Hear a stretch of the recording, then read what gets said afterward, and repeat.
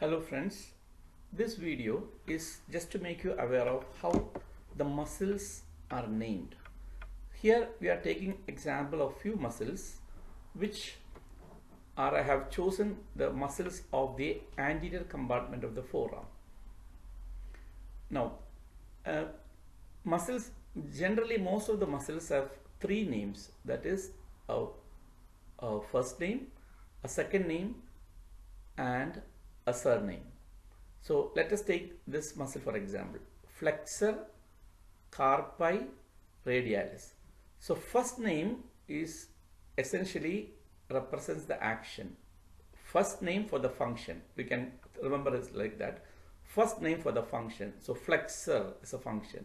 Again, flexor, flexor, flexor, abductor, flexor, pronator, pronator. So if you notice this carefully, you can see most of the times the first name almost and always represents the function. Look at this, flexor, flexor, flexor. So this is one thing you have to understand. The first name represents the function. Now let us look at the second name. That is, here it is carpi, carpi. So carpi is a short form of carpal. It could be carpal bones, it could be metacarpal bones, like that. So that means this insertion of this tendons of this muscle will be either in the carpal bones or in the metacarpal bones, like that. So that is the second thing you have to understand from the second name or the middle name. So middle name mostly represents the site of insertion. Here it is carpal. Look at here, flexor digitorum. That means that the insertion is in the digits. Digitorum. Okay, digitorum. Pollicis, flexor pollicis. That is, it goes to the thumb. Pollicis is thumb. So second name, middle name represents the site of insertion. Pollicis, pollicis, like that. So that is point number 2. Now let us look at the surname. Here the surname is radialis. We call it the family name or whatever. That's radialis. So here the surname represents the route or the path it goes. So flexor carpi radialis goes along the radius. So radialis, ulnaris, along the ulna, ulnaris. Superficial, superficialis. It is located. The path is superficial. It takes a superficial course. So that is called as a superficialis. Profundus. It takes a deep course. Flexor digitorum profundus, deep course.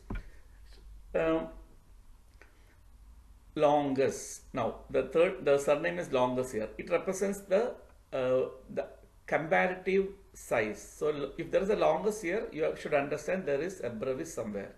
So this flexor pollicis longus, that means there is a flexor pollicis brevis. Abductor pollicis longus, that means there is an abductor pollicis brevis. So likewise, these are the few common things which you have to understand while naming a muscle. So the moment you hear the name of a muscle, you have to think about these options. So if you have this thing in your mind, you can always derive the location, the attachments, the the actions of the muscles can be very well understood by analyzing the names of the muscle. One more example I can give you here, brachioradialis. It's very simply named from the origin to insertion. Origin is in the brachium, that is the humerus. Radialis, that means it runs in the radial side and it gets inserted to the radius, distal end of the radius. Brachioradialis. Similarly, the next one, pronator teres. First, there are only two names here, right? Two syllables or two names. Pronation, that is action. That is similar to the first name, as I told you, always represents a function. So pronation is a function. Teres. Teres represents its shape. Teres means rounded. So when you say the term rounded, it means teres. We use the term teres in many other areas like ligamentum teres, then teres major and minor. So when you hear the term teres, it represents round. So in pronator teres represents the function plus shape. Similarly, okay, pronator quadratus. Okay, look at this. Pronator. First name always represents a function. So function is pronation.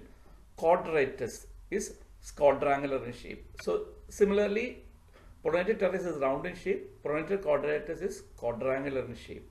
So these are the few interesting methods by which you can find out uh, the characteristic feature of a muscle by just dissecting or understanding its names. Thank you so much.